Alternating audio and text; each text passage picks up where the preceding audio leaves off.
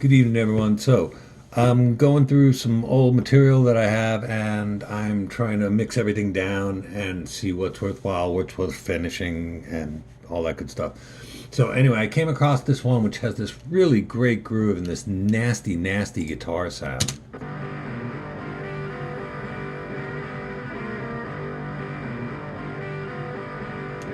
I mean, it's beautiful. It's so ugly, you gotta love it.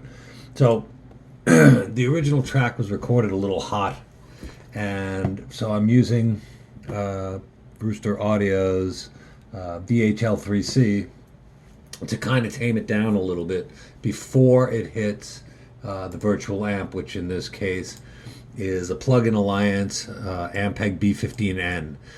These are cool amps in the real world, but these things are really close to that in plugins. I really love this one.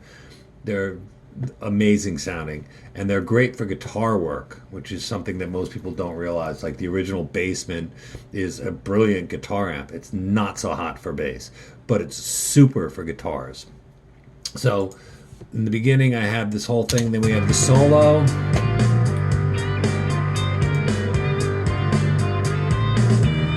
and again on this I'm using IK Multimedia's Amplitube 4, which is pretty much one of my go-tos. I use this a lot, probably too much sometimes, but it's a great plug-in and it does all kinds of stuff. You can model a whole bunch of different amps. It sounds really good.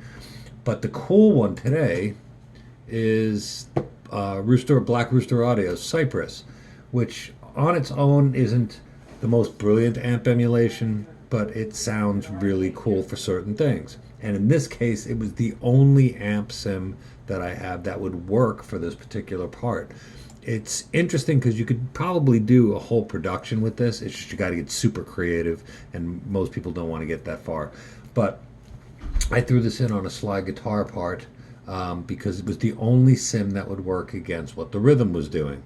So we have right here coming out of the rhythm and then into the slide.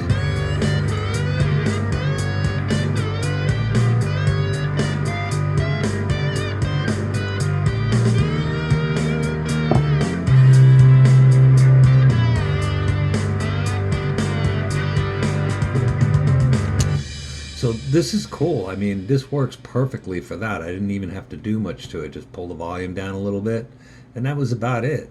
Everything else was exactly perfect what I wanted. So another plugin I have that I don't use very often because I keep forgetting how great it is, and that is the Positive Grid Pultec emulation. This is neat because you can actually change out the tubes. So I'm using it with the 12AT7s, but you could just as easily put 12AX7s or 12AU7s in there. And it also gives you the high-low shelving filters, or you can do the mids, which is kind of cool. So I'm using this with the high-low shelving filters, and I'm doing a ridiculous EQ curve here just because it works really well and pulls the drums out to where I want it. So I'm getting a really nice retro feel out of this track.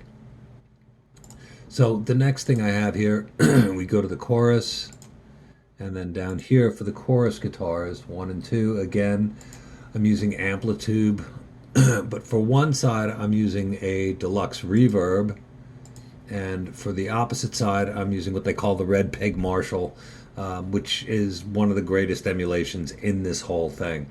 I really dig this one. This is the one that's very much my go-to if I'm using virtual amps.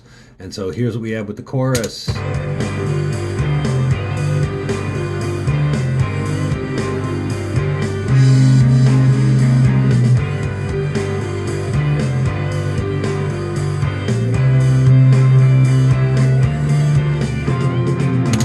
So it's starting to come together. It's giving me this really cool retro vibe, which is really what I'm going for. I like that whole 70s feel and sound, and we're getting really close here. So hope you enjoyed this. Have a great evening.